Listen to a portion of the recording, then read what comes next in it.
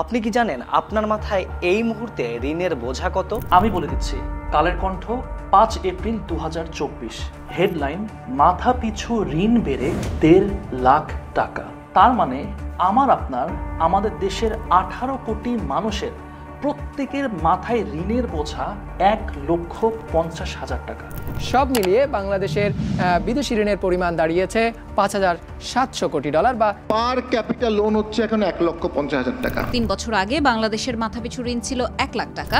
আপনার মাথায় ঋণের বোঝাটাই যদি এত বিশাল হয়, তাহলে সুদের হিসাবটা কত ভেবে দেখেছেন? হযরত মুহাম্মদ সাল্লাল্লাহু আলাইহি ওয়াসাল্লাম বলেছেন, মানুষের উপর এমন এক যুগ আসবে যখন কেউই সুদ খাওয়া ছাড়া থাকবে না। যদি কেউ সুদ নাও খায়, তবুও সুদের ধোঁয়া বা ধুলোবালি তাকে স্পর্শ করবে। তাহলে কি আমরা এখন সেই যুগেই বসবাস করছি, যে যুগের কথা হযরত মুহাম্মদ সাল্লাল্লাহু আলাইহি ওয়াসাল্লাম 1400 বছর আগে আমাদেরকে বলে গেছিলেন?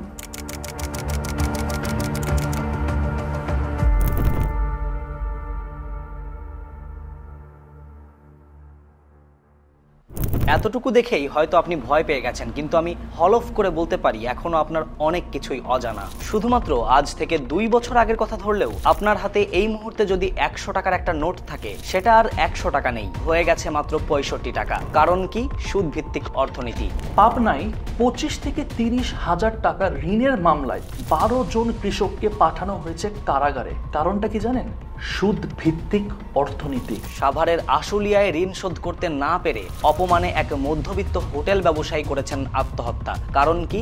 সুদ ভিত্তিক অর্থনীতি। আমি যদি আপনাদেরকে বলি, এই সুদের কারবার আপনি, আমি, আমরা সবাই চালাচ্ছি, আপনি কি বিশ্বাস করবেন? বিশ্বাস করুন আর না করুন, আপনি যে ব্যাংক লোনের ট্র্যাপে আটকে পড়ে গেছেন, যেখান থেকে বের হওয়া বেশ মুশকিল, এই কথা সত্য। আর আজকের ভিডিওর তথ্য, উপাত্ত, ইনসাইটস আপনাকে এমন কিছু জানাবে যা শোনার জন্য আপনি একদমই প্রস্তুত নন। আপনার আমার ঋণের এই বোঝা কে তৈরি করলো? কিভাবে এত সুদের ঘানি আমাদের টানতে হচ্ছে? এই প্রশ্নের উত্তর খুঁজতে আমাদের বেশ কয়েকটি ধাপে কেস স্টাডি প্রয়োজন। কেস স্টাডি এর প্রথম প্রশ্ন, একজন মানুষের বেঁচে থাকার জন্য কি কি লাগে? উত্তর হিসেবে খুবই সহজে বলা যায় খাদ্য, বস্ত্র, বাসস্থান, শিক্ষা আর চিকিৎসা, অর্থাৎ মানুষের মৌলিক চাহিদাগুলো। একজন মানুষ তার এই 5টি মৌলিক চাহিদা পূরণ করতে পারলেই একটা সাবলীল জীবন যাপন করতে পারে। কিন্তু মুশকিলটা কোথায় জানেন? আমাদের এই বেসিক নেসেসিটি পূরণ করতেও আমাদের কাছে ঋণ নিতে হচ্ছে। অতিষ্ঠ দেশের 4 কোটি মানুষ খাবার কিনছে ঋণ করে খাদ্য, বস্ত্র, বাসস্থানের মতো মৌলিক চাহিদা মেটাচ্ছে। এটা আমাদের কথা না, বিবিসি বাংলার হেডলাইন, ঋণ করে খাবার কিনছেন দেশের 4 কোটি মানুষ। প্রতিবেদনে স্পষ্ট উল্লেখ করা, দেশে মোট জনসংখ্যার 4 ভাগের 1 ভাগ মানুষ ঋণ করে তাদের মৌলিক চাহিদা মেটাচ্ছেন। মোটা দাগে অ্যানালাইসিস করলে গ্রামের 28%, শহরের 24% এবং সিটি কর্পোরেশনের 15% মানুষ এখন ব্যাংক ঋণের ট্র্যাপে ফেসে গেছে। মৌলিক চাহিদার যোগান মেটাতে 2 বেলা খাবার খেতে যদি ঋণ নিতে হয়, তাহলে বলাই যায় দেশের একটা বড় সংখ্যক মানুষ ঋণ নিতে বাধ্য। আর যেখানে ঋণ থাকবে সেখানেই অটোমেটিক্যালি সুদ চলে আসবে। তার মানে এই দাঁড়ালো আপনি সুদ খেতে বাধ্য, রীতিমতো সুদের ট্র্যাপে জর্জরিত। শুধু এই 4 ভাগের 1 ভাগ মানুষ না, আমার আপনার মতো অসংখ্য মধ্যবিত্ত মানুষ তাদের সঞ্চয় ভেঙে সংসারে ভাতের যোগান দিচ্ছে। এই পর্যন্ত শুনে আপনার কাছে মনে হতে পারে রাষ্ট্র মৌলিক চাহিদা পূরণে ব্যর্থ, কিন্তু এই কাহিনীর পিছনেও আছে কাহিনী। খেলা কেবল শুরু। আমার আপনার মতো কয়েক কোটি মধ্যবিত্ত এবং নিম্নবিত্ত মানুষের আর্থিকভাবে এই বেহাল দশার পেছনে না আপনি দায়ী, না মোটা দাগে রাষ্ট্র দায়ী। এখন মনে প্রশ্ন জাগতে পারে, আসল দোষটা তাহলে কার? উত্তর খুঁজতে আমাদেরকে বেশ কয়েকটা ঘটনার ইনসাইটস দেখতে হবে। সাল 2012, নামি দামি প্রতিষ্ঠান হলমার্ক গ্রুপ সোনালী ব্যাংক সহ 26টি ব্যাংক থেকে ঋণ নিল 4,000 কোটি টাকা। And guess what happen after that? Hallmark group এখন পর্যন্ত 1 টাকাও পরিশোধ করেনি। সাল 2013, সরকারি খাতের একটি ব্যাংক সহ 5টি ব্যাংক থেকে 1,200 কোটি টাকা ঋণ নিয়েছে বিসমিল্লাহ group. And again guess what? Hallmark গ্রুপের মতো বিসমিল্লাহ গ্রুপও 1 টাকাও পরিশোধ করেনি। সবচেয়ে অবাক করা বিষয়, সম্পূর্ণ টাকা তারা পাচার করে দিয়েছে বিদেশে, এমনকি নিজেরাও আছে বিদেশে। শুধু এই 2টা প্রতিষ্ঠান না, আমাদের দেশে কয়েকশোটা প্রতিষ্ঠান আছে যারা আইনের মতে ইচ্ছাকৃত ঋণ খেলাপি। যুগান্তর পত্রিকার হেডলাইনের ভাষায় বললে, ঋণ খেলাপি বর্তমানে নতুন এক ব্যবসা। এখন আপনি হয়তো এটা ভাবতে পারেন যে আচ্ছা, ধনীরা তারা ঋণ দিক না দিক আমার যায় আসে না কোনো, কারণ আমি তো সেই দেশের 4 ভাগের 1 ভাগ মানুষের মধ্যে পড়ি না যাদের এই বেসিক নেসেসিটি মিট করার জন্য লোন নেওয়া লাগে। আমি নিজে ঋণ নিয়েও না, আমি ঋণ খেলাপিও করি না। সো সমস্যা তো নাই। সমস্যা আছে, ভয়ঙ্কর সমস্যা, এমনকি একটার সাথে আরেকটা এমন ভাবে জড়িয়ে যা হয়তো আপনি আগে কখনো ভাবেননি। সমস্যাটা হলো ধনীরা ঋণ নিয়ে শুধু খেলাপি করছে না, শুধু টাকা পাচারি করছে না, বরং কর বা ট্যাক্সও ফাঁকি দিচ্ছে একেবারে নিয়ম করে, যার কারণে প্রচুর পরিমাণে অর্থ সংকটে পড়ছে রাষ্ট্র আর ব্যাংকগুলো। রাষ্ট্র এই অর্থ সংকট পূরণ করতে 2টা পদ্ধতি মেইনটেইন করে এবং সেই 2টা পদ্ধতির মাঝে আছে আমাদের কাঙ্ক্ষিত প্রশ্নের উত্তর খুঁজে বের করব। কিন্তু তার আগে আমাদের আজকের ভিডিওর স্পন্সর গোজায়ান সম্পর্কে 2টা কথা বলি। ঈদের লম্বা ছুটিকে মাথায় রেখে ঘুরে আসতে পারেন এই ব্যস্ত জীবনকে পেছনে ফেলে, মনের মতো ট্যুর গুছিয়ে সেরা বাজেটে ঘুরে আসতে পারেন বন্ধু আর পরিবার নিয়ে। সব রকম তথ্য, কোন ফ্লাইট কোন হোটেল বুক করব তা সহজেই খুঁজে পাওয়া যায় গোজায়ানে। গোজায়ান থেকে করা প্রথম বুকিংয়ে ব্যবহার করতে পারেন আমার coupon code Nasir 500। And now back to video. এই অর্থ সংকট পূরণ করতে রাষ্ট্র প্রথম যে কাজটা করে সেটা হচ্ছে তারা টাকা ছাপায়। আর নতুন টাকা ছাপালে সবচেয়ে বেশি যে ক্ষতিটা হয় সেটা হলো ইনফ্লেশন। খুব সহজ ভাষায় টাকার মান কমে যাওয়া। ভিডিওর একদম শুরুতে বলা হয়েছিল যে এই 100 টাকা কিভাবে 2 বছরের মধ্যে 65 টাকা হয়ে গেছে। আশা করি এখন আপনারা সেই হিসাবটা খুব সহজে মিলাতে পারলেন। একটা দেশে যখন ইনফ্লেশন হয় তখন সব কিছুর দাম বেড়ে যায়, আর এখান থেকেই শুরু আরেকটি ধাপের নাম ক্ষুদ্র ঋণ ফাঁদ। বাড়ি ছিল, সেই বাড়িটা আমি ধ্বংস করে ফেলেছি। 40 লাখ টাকার বাড়ি আমি 12-13 লাখ টাকা বিক্রি কইরা আমি তারপর ঋণ শোধ করতে পারি না।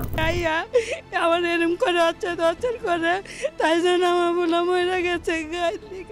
দ্রব্যমূল্য যখন চড়াও হয় তখন মধ্যবিত্ত আর নিম্ন মধ্যবিত্ত মানুষকে করতে হয় ঋণ, এমনকি মৌলিক চাহিদা মেটাতেও ঋণ করতে হচ্ছে। আর ব্যাংকগুলো বিদেশে পাচার হওয়া এই অর্থ তুলে নেয় ক্ষুদ্র ঋণে আরোপ করা মাত্রাতিরিক্ত সুদের মাধ্যমে। কিন্তু পরিতাপের বিষয়, বেশিরভাগ মানুষই এই ক্ষুদ্র ঋণের ফাঁদ থেকে রেহাই পায় না। ঠিক এমনই একজনের নাম সালমা বেগম। মুন্সিগঞ্জে সিরাজদিখানে কেআইন ইউনিয়নের ও ইসলামপুর গ্রামে ঋণের চাপে 2 শিশু সন্তানকে বিষ খাইয়ে মায়ের আত্মহত্যার ঘটনা ঘটেছে। কিন্তু মনে প্রশ্ন উঠে আসে, যে ক্ষুদ্র ঋণের জন্য আমাদের ডক্টর মোহাম্মদ ইউনূস স্যার দুনিয়ার বিখ্যাত নোবেল প্রাইজ পেলেন, যাকে নিয়ে দেশের গর্বের শেষ নাই, সেই ক্ষুদ্র ঋণকেই আমরা বলছি ফাঁদ। শুধু ফাঁদ নয়, 71 টিভির হেডলাইনের ভাষায় একেবারে মরণ ফাঁদ।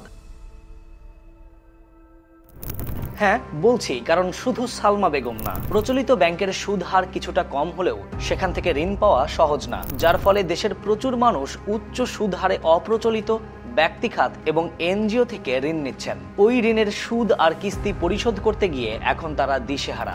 গত রোববার ঋণের টাকা শোধ করতে না পেরে নাটোরের লালপুরে আলামিন নামে এক ভদ্রলোক আত্মহত্যাও করেছেন। ব্যক্তিখাতে সুদের হার কতটা ভয়ানক তার প্রমাণ এই ভিডিওটি। নারায়ণগঞ্জে মাত্র 5,000 টাকা নিছিলেন উনি, নেয়ার পর এটার সুদ 2 লক্ষ টাকার বেশি উনি সুদ দিচ্ছেন। এখন পর্যন্ত আলোচনা থেকে একটা ব্যাপার সুদে আসলে ক্লিয়ার, বিশেষত মোটা দাগে ঋণ করে ভাত খাওয়া দেশের 4 ভাগের 1 ভাগ মানুষ ঋণ এবং সুদের সাগরে হাবুডুবু খাচ্ছে ধনীদের ঋণ খেলাপি আর অর্থ পাচারের কারণে। কিন্তু এখানে একটা প্রশ্ন চলে আসে, সেটা হচ্ছে যে ব্যক্তির ঋণের কোনো প্রয়োজন নাই সেও কিভাবে মোটা অঙ্কের ঋণের ফাঁদে পড়ে যাচ্ছে? সেই বা কেন ব্যাংকের থেকে লোন নিচ্ছে? যার ঋণের প্রয়োজন নেই সেও ঋণ নেয়, কারণ সে এমন এক জালে আটকা পড়েছে যার নাম কমোডিটি ফেটিশিজম।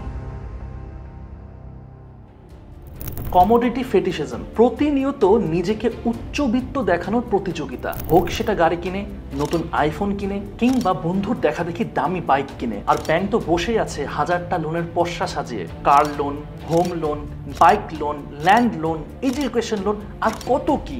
অন্যের সামনে নিজেকে ধনী দেখাতে মানুষ জড়িয়ে যাচ্ছে সুদি কারবারিতে। ভাই, আমার মাথার উপরে ছাদ থাকলেই হলো, আমার কি দরকার লোন নিয়ে বাড়ি কেনার? আমার অফিসে যেতে, বিশ্ববিদ্যালয়ের ক্লাসে যেতে রিকশাই যথেষ্ট। বস্তুত মেট্রো রেল কিংবা লোকাল বাসও খারাপ কিসে? আমার কি দরকার লোন নিয়ে গাড়ি কেনার? নিজের টাকায় এক্স করোলা না কিনে লোনের টাকায় টয়োটা সুপ্রা কিনে কি খুব বেশি শান্তিতে থাকা যায়? না, একদমই অসম্ভব, বরং অশান্তি বাড়বে। আমরা কিভাবে এক্সপেক্ট করি যে সুদের মতো জিনিসের সাথে আমরা জর্জরিত হব আর সেখানে আমাদের শান্তিও বাড়বে? আমাদের সবচেয়ে বড় সমস্যাটা কি জানেন?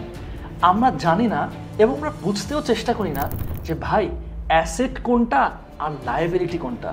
এনিওয়েজ, ওইটা আরেকটা চ্যাপ্টার।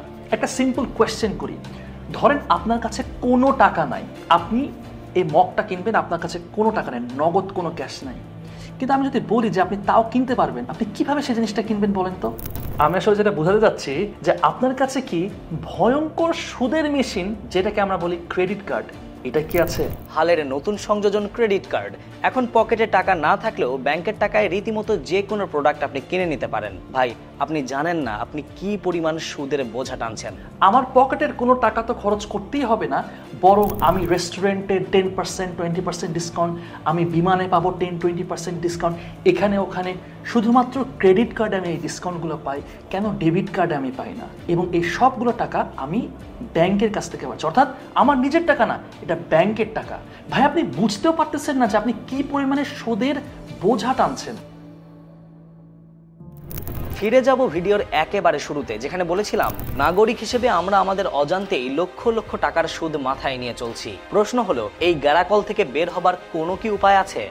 বর্তমানে বিশ্বের ক্যাপিটালিস্টিক সোসাইটির কথা যদি আমরা চিন্তা করি, তাহলে জাতি হিসেবে এই সুদের চক্র থেকে আমরা বের হতে পারবো না। যতবার উচ্চবিত্ত দুষ্টু ধনী লোকরা ঋণ নিয়ে খেলাপি করবে, যতবার তারা দেশের টাকা বিদেশে পাচার করবে, যতবার তারা ট্যাক্স ফাঁকি দিয়ে চলবে, ততবার আমরা আরো বেশি করে সুদের ফাঁদে আটকে যাব।